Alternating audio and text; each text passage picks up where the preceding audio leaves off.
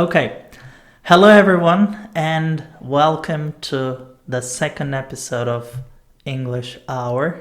We're very pleased to have you here, and in today's lecture or talk or interview, whatever you call it, we'll be talking about the benefits of learning English as well as the disadvantages of not doing so. That is true. So you can approach an issue from two perspectives. You can either talk about its benefits or you can talk about the problems you'll face if you do not do that. And I think in some cases that works better. Yeah. You know what? I think there's a name for this duo in psychology. They're called positive reinforcement and negative reinforcement. Yeah, I guess that is relevant. Yeah. In other words, carrot and stick. Oh, that is true. In a sense. Yes. There are positive incentives that you just look at it and it looks appealing. You want to get it. And there are sometimes like monsters chasing you from behind, so you have to run as fast as you can. That is true. I think we have some great proverbs in Turkish that really pinpoint that to that specific instance. But since this is the English hour, for now we'll skip it. But for those of you who want to learn those, I think I'll be noting them down in the episode notes, so you can check them out. Okay, so let's get started with the benefits of learning English. When we say the benefits, we can also say the pros and cons, like the advantages and disadvantages of learning English. So, well, I'll give the floor to you, John Breck. What is the first benefit of English that comes to your mind when I ask this question?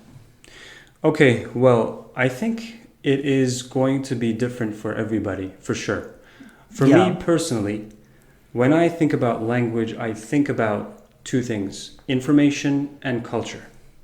And I have to say information at this point takes precedence.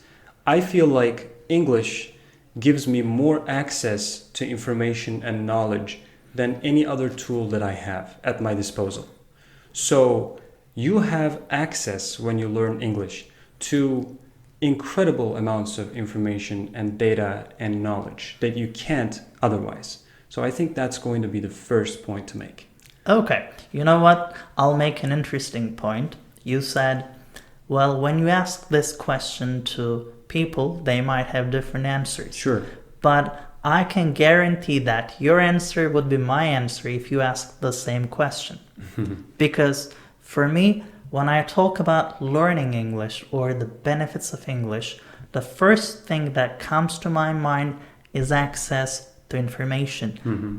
Well, culture is definitely a part of the process, but I think I consider that as part of information in general. So when I think about English, when I think about the benefits of English, the first thing that has come to my mind over the years has been access to information. And access to information in various forms. You know, you can access information in written forms, in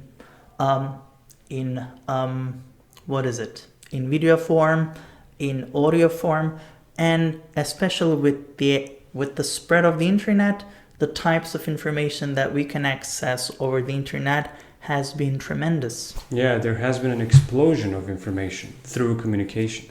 And, you know, I think we can succinctly say that learning English opens the door to more learning, basically. I think I've got a great example. It's an example from one of my high school teachers. So when I was a language student in high school, I think I was in the second year or third year, one of our teachers said, "Why do you learn English?" That was a question for the entire class, and we thought about it, as most high school students would do. And then before listening to our answer, he gave us his answer. He said, well, he was someone who was offering the guidance and teaching courses for Anatolian training high schools, right? I see. Teacher training high schools. So like psychological counseling. Yeah, type that of is stuff. true. So those schools are now a thing of the past. I missed them. For good or for better or worse. Yeah. So our teacher said, I want to learn English because when I go to Google and when I search for kitap, which is a Turkish word, I get around, 200,000 results. But when I go to Google and search for book, which is an English word, I get around or a lot more than 2 million results. Exactly. And I want that information. Yeah. And I think that was an eye-opener for me. Yeah, that's like an inspirational way to encapsulate this whole issue. I totally agree with that. And it's an example from someone I didn't expect. Yeah, teachers, if you think about a teacher ideally, I think that's exactly where you expect to have this information from. But, realities are always different. So I think we can go ahead, and I think this point is very clear. Yeah. Information. What do you think, what else do you have in mind when it comes to pros, the advantages of learning English? I think it's a great tool for career advancement because I work with a lot of students from the private sector and from government institutions. And I work with students from different age ranges. So I have students who are around 14 years old, and I have students who are over 45 years old. So it's a huge age range. And in almost every case, English to them seems like a barrier in front of their advancement. So they go like this. I have each and every qualification they might ask for, but I don't have a good level of English proficiency. Or I can pass every professional test in my field, but I'm not being able to get the required score on the IELTS or the TOEFL exam. And that's very heartbreaking because That's right. I see people who are very qualified and who can do great things, and the language in that case seems to be a barrier for their advancement. That's right. Well, without a decent command of the English language, you find yourself bumping against ceilings at work, in academia, everywhere. I remember my dorm buddy at university telling me, one day, he came to the dorm kind of crestfallen. He was very disappointed with himself, I guess. He's very downcast. He doesn't want to do anything. He just want to sit there. And I guess after 10, 15 minutes, he just, divulged his secret. He opened just said, up? Yeah, he kind of opened up. He was more comfortable, I guess. He said, I really don't understand it. We're in class, everything's fine, and it all of a sudden it turns into a one-to-one dialogue between one of the students and the instructor, because that student happens to speak English well and the others don't, and because of that we have to listen to this particular person who doesn't necessarily know much about the topic, more than any other student, and I know the answer to the questions that the lecturer, the instructor is asking, but I can't express it. I can't say it because I don't know how to speak English. And it's so disappointing. That sure is. I think I can totally relate to that because we both have been in classes where our English level or English proficiency was much higher than the rest of the class. For example, our department in translation and interpreting studies department, we have to take classes from other departments, we take economics, psychology classes, and elective or selective classes from other departments. And in those cases, we're simply pitted against students from other departments whose area of expertise is not necessarily English. Yeah. And I remember many cases where my English proficiency has helped me move forward or get better grades compared to other students because I was able to present my opinions better. I gave a better speech. I wrote a better answer. It's not necessarily the content, it's the delivery, because maybe the content that I produced wasn't great, it was okay. In some cases, better than okay. But it was enough. It was enough, but the delivery, I think, was better than most people, so that got me better results. And I can say that you've experienced something similar, probably. Yeah, I totally have. I mean, it really helps you wiggle out of a lot of difficult situations when it comes to academia. Like, because, I mean, nobody can be 100% prepared for every single exam, every single class. You're going to find yourself like behind the schedule, like maybe even a few weeks behind the schedule a lot of the times.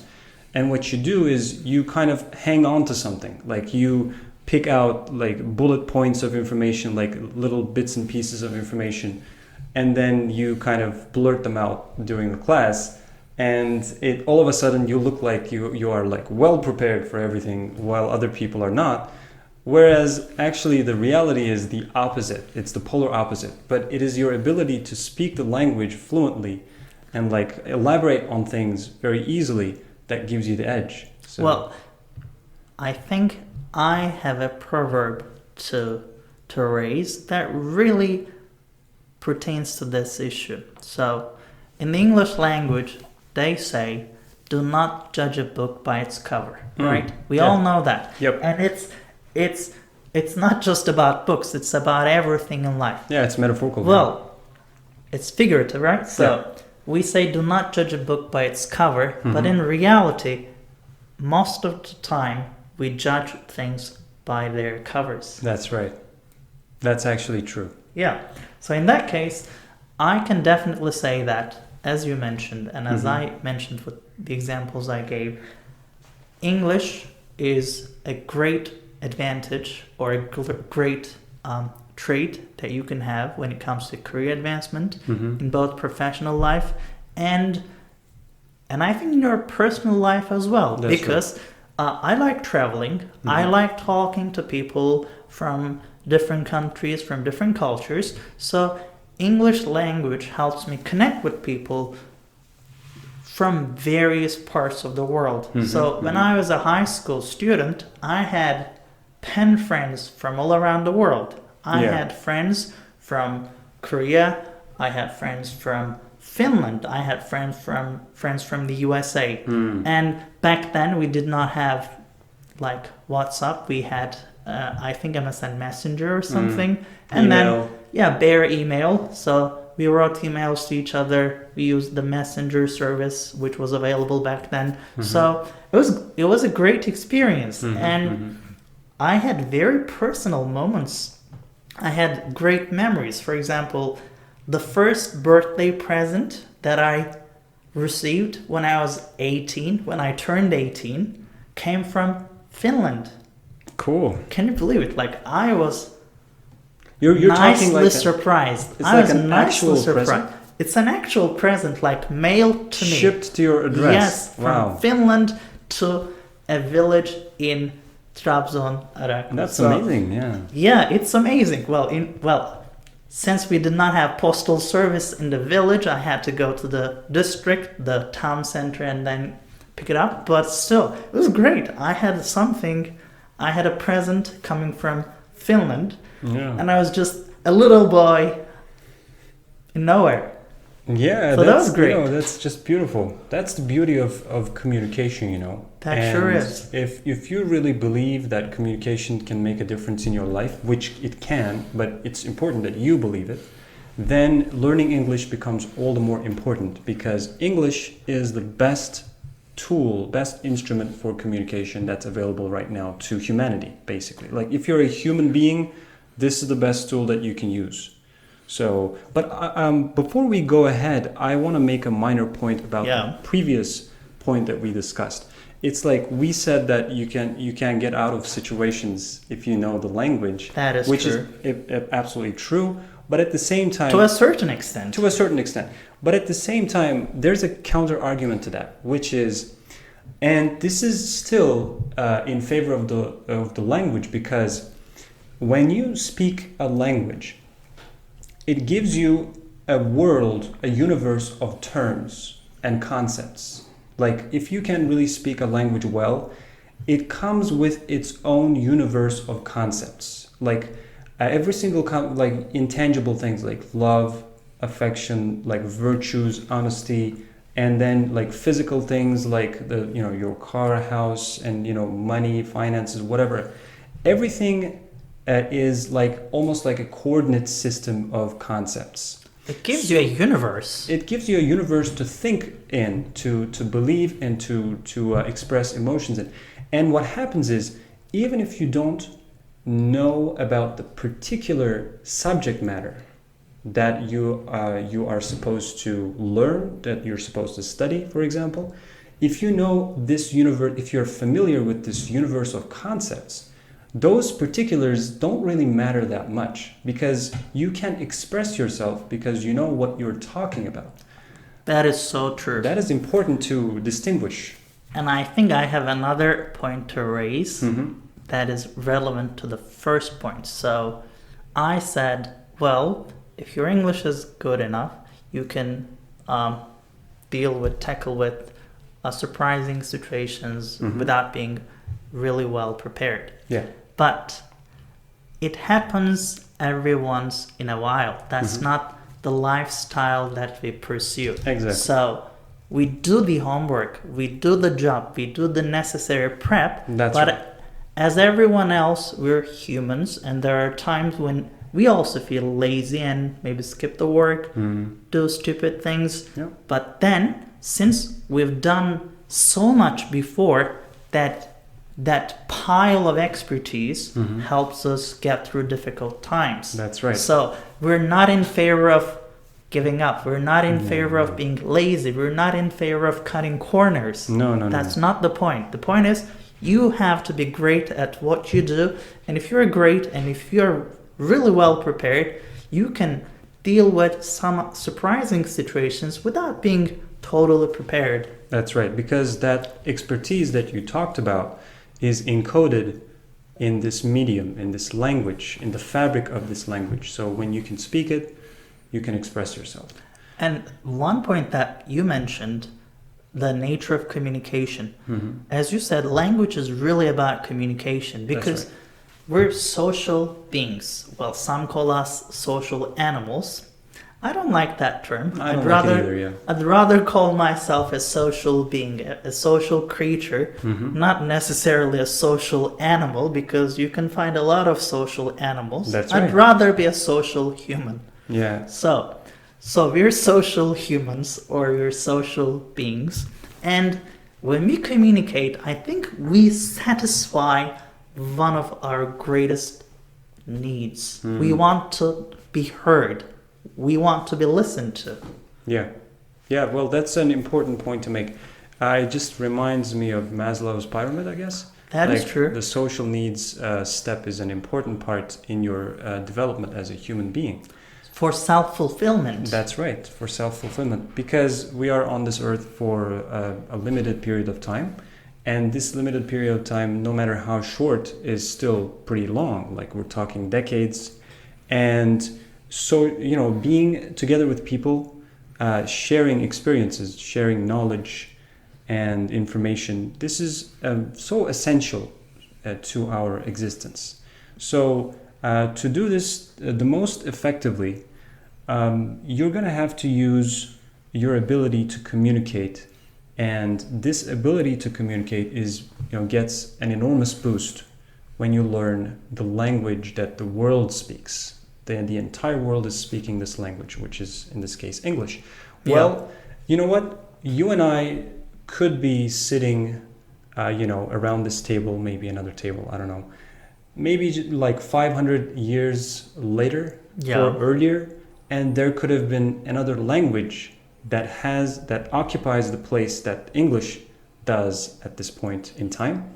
And we would be vouching for that particular language and telling people to learn that language. So it has nothing to do with English per se. It is about like this lingua franca of the world. It's about the function. Exactly. It's about the purpose. Like it's about what it does, what it serves. We're not looking at the brand. We're looking at the quality. We're looking at the market penetration. So English is the language that has the highest market penetration. So you can find people speaking English all around the world, but you cannot say the same thing for any other language. It's not like we're fans of English. Well, we might be to a certain extent, but the reason why we learn English and the reason why we help people learn English is to help them achieve their goals and achieve their purpose in life. And That's right. I'd really like to talk about this communication part because I think English language helps us amplify our message. So, we live in Turkey, right? We're Turkish citizens. We live in Turkey. Our mother tongue is Turkish. Great. So, by using Turkish, we can approximately reach maybe 100 million people, considering the Turkic republics in Central Asia. That's right. We can partly reach those people. So, by using Turkish, you can reach approximately 100 million people, which isn't bad. But if you're using English, you can reach billions of people. You can amplify your message by 20, by 40 times. That's right. And if you have something valuable to say, then I think it's your duty to master the language and get your message out. Because if you think you have something very valuable in you, if you think you have something that you should definitely share with the world, maybe you'll change the world. And for it to happen, you have to share that message. And right now, the lingua franca, the shared language, is English, and you better master it. Yeah, well, that's an important point to make, and this is actually inspirational. Like, I can feel the drive that you have, and when you say, like, if you have a message to share, learn this language so that you can share it with the most amount of people possible. So it's definitely a worthy goal when you look at that point. Another point to make here could be, when if we're going to keep looking at the pros, the benefits of learning language, we talked about, the career boost that you're getting out of it. We talked about the, access to information, and then, interaction. Human interaction is also important because language allows you to meet actual people.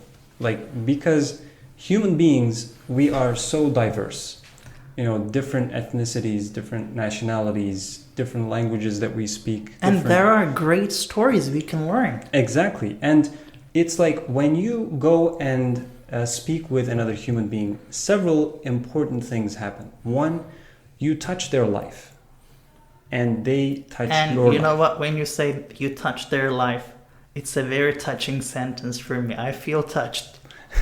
Well, that's, it's real. You really experience that. It's just that common humanity, that common denominator, that, being human really manifests itself. You feel that, and the person in front of you feels that, and it's like, you're almost like, to use the cliche, you're just brothers and sisters in humanity, basically. That is true. And another thing, I think we forget that very often. We are remembered of that fact by events, generally catastrophic events. Yeah. But when things are right, when we're in peace, we tend to forget our shared common humanity, or the common roots, or the fact that we're all humans. Yeah, it's just business as usual, unfortunately. Just pursuing interests, pursuing worldly pleasures and stuff. Basically, that's what, a lot of us are doing. But, another thing that happens when you, communicate with another person from another culture, thanks to this bridge, this language that you've learned, it's like you understand what is more important about yourself, your identity, because some things go beyond your own culture and your own language, and some things don't. And when you realize which things go out and, branch out, which are more universal and which are not, then you reprioritize. You realize that in your life, maybe some things are more important than others, and it changes you. It really gives you a broader perspective. And I'm sure you can attest to that because you've been in so many different international encounters and environments. I have some stories to share. Cool. For example, when we talk about communication, I can think of some very vivid memories from important past times. So you might remember some years ago, I don't know, several years ago, there was a mass shooting in Norway, right? Yeah, exactly. So there was this white guy, Breivik, Norwegian guy. He killed tens of, maybe hundreds, more than 100 people, right? I guess it was like 76, so I guess tens. So he killed tens of people. That's right. So and a lot of them were young people. That is true. So at that time, I guess in the summer of that year, I was in Slovenia for a summer school on computational linguistics, I think. And I had one weekend free, and I thought, wow, this is a great chance to travel a little bit. And I took a train from Slovenia to Austria. They're very close, and you can, I think, go from one country to the other in about 3 to 4 hours by train. So I hopped on a train, and I was on my way to Austria. And, you know, there are travelers all around the world, especially from around Europe. And there was this young guy, I think two young people. And I learned that they were from Norway. So we were sitting side by side, and I started a conversation. And for the next hour, we talked about the mass killing, the perception of a terrorist, and the white identity, religious discrimination, and all kinds of things. So I was able to offer that person a perspective that he would probably not receive from his own TV channels or from his friends. So I was able to give him an outsider's perspective of the events. Just a question, how much time had passed between this encounter and the actual shooting that happened? I don't quite remember, but it was a couple months, I think. A couple months, so it was very fresh. Yeah, it was fresh. In everybody's minds. I think it was all over the news because the trial took some time to progress. Yeah, and the perpetrator of this heinous crime was proud. Yeah, he was proud. He was caught alive, like he didn't commit suicide or he wasn't killed. He was caught alive, and he expressed his own ideology. And he kind of tried to justify killing like tens of young people by just this ultra-nationalistic manifesto that he spawned. Like, that was very strange. That is true. And I remember another conversation that I had with an Austrian lady. So I think this time I was going back to Slovenia. I was on my way back. And I had a long chat with this Austrian lady who was a doctor. She was with her granddaughter, I think. She was taking care of her granddaughter. And again, for an hour or more than an hour, we talked a lot about our cultures, our history, and I think she was nicely surprised by my existence because up to that point, he had met a lot of Turkish people, but she hadn't met, well, I'm referring to her as he, which isn't true, so she had not met a lot of well-educated Turkish people. So I think she was nicely surprised. And really, speaking an international language helps you represent your country in a better way. If you are a well-equipped, if you are a well-prepared, well-educated person, and if you know the language of the world, you can represent your country, your culture, your civilization in a much better way. I totally agree with that, yeah. I mean, I've had my fair share of human interaction, as we just talked about. I worked as a journalist overseas for over a year, and that really helped me, come into contact with a lot of people from different cultures, from different nationalities. And it's like when they see you, when they get to know you, and when they have access to some basic information, like, okay, you're Turkish, and then you're from this town or this city in Turkey, and then you do this for a living, like your profession. And when they combine all of these different identities, they inadvertently, like they're not even trying, unknowingly they come to a conclusion.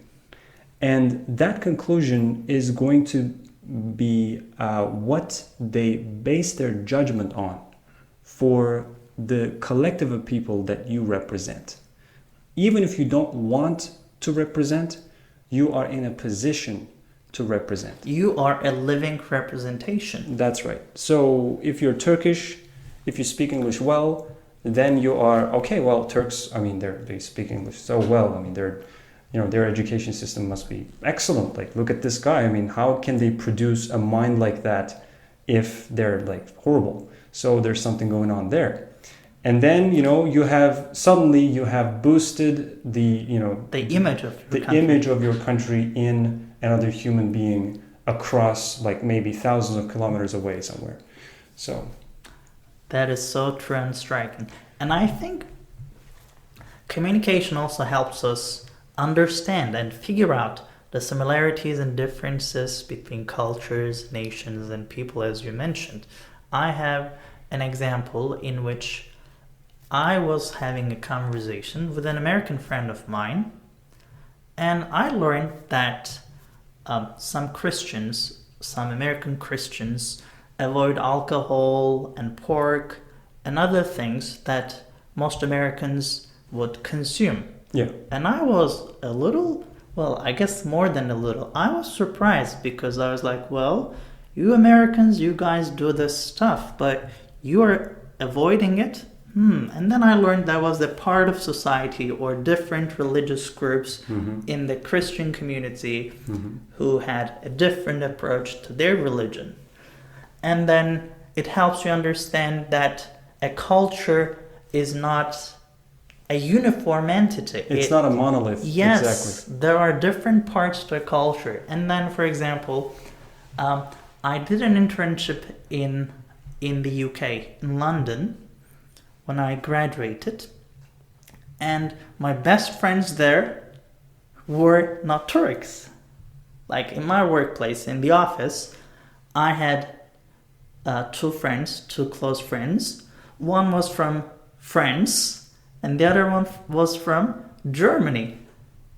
And it was a great combination, like a Turkish guy with a French and a German friend traveling around London. We even went to different cities together, and we had a great friendship when we worked in that office. And I was like, wow, we can be international friends. We can be really close friends in an international setting. And in that case, sometimes the culture, the language doesn't matter that much. Well, it matters, but to a certain extent. For example, they know the things that you're sensitive about, and you know the things that they're sensitive about, and you try to respect them, and they try to respect you, and you find middle ground. Of course, you can't do everything with them, and they can't do everything with you, because there are obviously things that you're not in sync with. Yeah.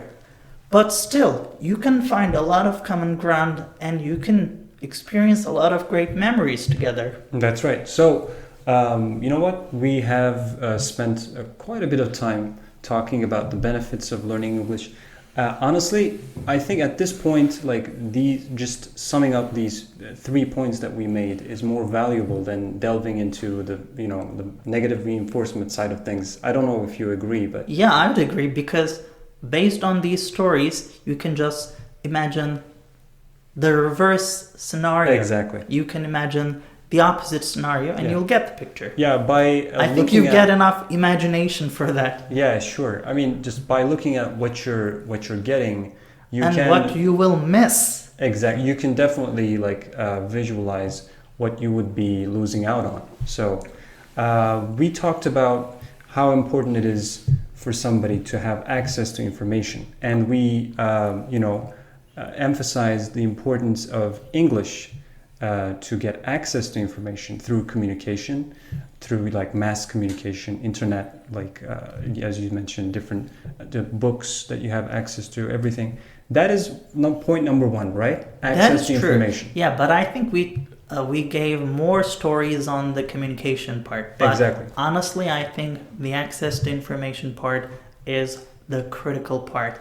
Because, I agree. For example, if you are a doctor, if you are an engineer, you have to follow the latest developments in your field. Mm-hmm. No matter which profession you have to follow the latest developments in your field to give the best service, to be the best, to do your job well. You have to follow the developments and you have to contribute to the literature, the progress in that field, and for that you need English. Personally, right. I've used English to learn about many things. For example, that's right. I'm not a professional programmer or computer scientist, but as a hobby, I've worked with computers and programming for years, and it's been a great journey, and I've learned a lot, and I was able to make that progress thanks to my knowledge of English, because the amount of material that was available in Turkish back when I started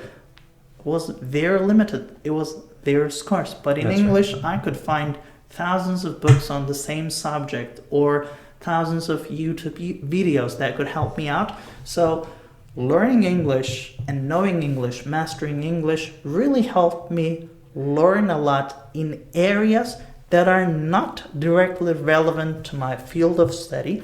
And I think what really sets you apart in life are the things that you're not expected to excel in. Yeah. That's a different point. But this assumes that you're already great at what you do. Sure. Yeah. If you're not great at what you do, it's almost like a multiplier effect. If you multiply everything with 0, then you get 0. So you have to be good at what you're doing first. But going back to this doctor example that you just mentioned, I think I'm going to give you a small example about the intersection between, career advancement and access to information, And this is about doctors, for example, going to international conferences and seminars. You are a physician that is with a specialty on maybe like brain surgery, for example. Which is a very specialized area. Exactly. And then it's a very specialized area, and at the same time, it is at the frontier of medical research. Like it is an area where there is an active community, like scientific medical community, that is hard at work trying to generate more knowledge and more expertise, and trying to find better ways of treating people, of helping people. Well, uncover the mysteries of the brain. That's right. That's also another part of it. And if you have a good command of the English language, what's going to happen is you're either going to be invited or you're going to apply and be admitted or accepted at an international conference that takes place, for example, in the United States. And then as a Turkish surgeon, you're gonna take off, and then you're gonna land in the United States, maybe in like Miami, and then you're gonna go to this conference, and then you're going to understand every single word that is being spoken there. You're gonna take notes. You're gonna have exposure to this new information, to this breakthrough in brain surgery that none of your peers back at home in Turkey have access to. It's going to make a very clear difference between you and others in terms of your professional career, in terms of your abilities. So this is like a very small example of what can happen with that. So learning English definitely opens the door to more learning. So I guess that's the point that we're making here. I think in this global world and in the 21st century, English is the key to learning and advancement. That's right. If you want to invest in your future, if you want to invest in the future of your country, your organization, or your profession, I think it's almost a must to advance your English and master the language in a professional setting. or in a personal setting. That's right. I totally It's agree. up to you, but you have to do something about it because the cost of not doing so is tremendously high. Yeah, it's too high to bear, basically. Okay, the second point that we made. Let's give our audience a short summary of the points that we made so that we can kind of wrap this up. Yeah. The second point, I guess, was exposure to culture and human interaction. Communication in general. Communication in general. So I think that's also a very important point to make.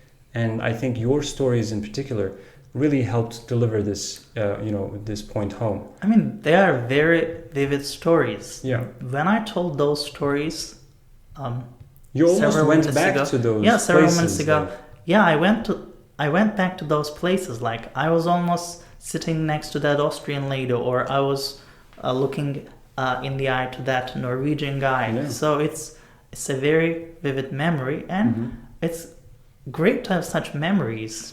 Exactly, because I mean, it's like at the end of the day, you can learn a lot from a book, you can learn a lot from the internet, but learning from another human being will always have its place because it's a different experience altogether. It's it comes with so much more than just bare bones of information. Like it's not just data that is coming your way, it's just emotions, it is the style, it is the personality, the character that person has. All of that adds to the information to make it more impactful. That is definitely true. And I think there's one point that we did not really mention. I think it's part of the whole process. But I think we should definitely talk about it. And it's this: English enables you to explore the world. If you speak English, you can go to pretty much any country in the world, meet people, explore cities, explore cultures. There is no other language that affords you that opportunity. So I think English is a great compass for exploration. It helps you explore. You can think of that in very general terms. English helps you explore information. English helps you explore communication with different cultures. And English helps you explore the world. So it really broadens your horizon, your perspective, and everything about you. You're not the same person. Because once you learn an international language, once you know that culture, once you interact with other people, I think you can never go back to the person that you were before. I'm not sure if you would agree, but I think you will agree with this. I totally agree with this. I mean, it's like even the learning process adds so much to who you are. Like, because it takes a lot of discipline to learn a language. It's not it's not just a offhand thing. Like, you can't really do it haphazardly. You can't really do it by, just, let me take a look at this source of information. Okay, it's good, it's great. Let me, try this podcast or this video, and then, you're gasping at straws, but you're not doing anything. You have to be disciplined. You have to start at one point, and then you'd have to realize that it's a journey that you're going to take, and it's going to take you somewhere. So learning a language, even just learning it, the process changes you. And when, you start actually using it for what it is designed to do, then it is a whole different world. It definitely is. Okay, so, and finally, I guess we talked about professional career advancement and improvement in academia in general. And that's also valuable. Like, it holds its value because it does. It makes life easier for you. It helps you grow as a professional, and it helps you. I think we can add just promulgating your message and really making yourself heard, expressing yourself. I think we can add that in this point as well. That's true. That's an extremely crucial point to make. And one extra thing I'd like to add is that we want you, our audience, the person who is on the other side of this discussion. It's you. You're listening to us. You're listening to this conversation. And we want you to explore the world. We want you to grow. We want you to achieve your goals. And we want you to be better at whatever you're doing. So I think you owe it to yourself to fulfill your potential. And English, in this case, is a great tool, a great medium to accomplish that. I agree with this. It's very succinct. It's to the point. I absolutely agree. So, well, I guess... honestly, we said we will record an episode for, 9 to 10 minutes. Yeah. But I think we're a little bit over time. I think we added 9 to 10 minutes, even more than that, to the previous episode. That is true. Reached new heights. But that's fine. I think it was, it had content. It really presented something that had a message. I think this was a conversation we needed to have. Exactly. Because sometimes you need that space, that time to really elaborate on those topics. You can't do this in 9 minutes. It's just, you're not going to have the thought process that to go is through. True. Because this is like a two-way conversation, and we build things up from what we say, and it really inspires us. It really helps us to move to different points and to think about novel things, novel aspects. And as I said in one part of this interview, you shouldn't cut corners. Yeah. And we did not cut corners. Exactly. I think we did our job. We did not try to trim it down to bare bones. We did our best to explore, to elaborate, and to give back as much as possible. Yeah, you know what? I have to say something. Valuable information will always be hard to get. In the past, it was hard to get because the bridges were not built. Like you didn't have the internet. Even like if you go back further than that, you didn't have the television. If you go further, you didn't have the radio. Like this mass communication was not there. So you didn't have the bridge to cross to access information. Today, valuable information is still hard to get, but for a whole different set of reasons. It is hard to get because there's so much information out there that it is hard to judge what is valuable and what is not. And there's always going to be this barrier that's going to sift through and filter people who are like in some cases worthy or in some cases interested in getting this valuable information, and those who are not, or maybe who are not yet ready. So I think like this barrier in this case, in the case of our podcast, is time. And if you're patient, if you've waited this long, if you've listened to the podcast for this long, I think you're gonna go away, take away something that you're gonna be able to carry with you like for the rest of your life, basically. I think John Berg made a great point, because if you made it this long, that means you have the drive, the determination, and the patience. And these are the factors that will make a difference both in your personal life and in your professional life. And these are the factors, the traits that will make it much easier to master the English language. So well said. So I think we can wrap this episode up here. It's been a great talk. I'd like to thank John Berg for taking the time to be here. You're welcome. I would like to thank you as well. Time and expertise with us. And I'm hoping that you've taken some great points from this episode, and I'd like to say see you in the next episode. All right, peace out.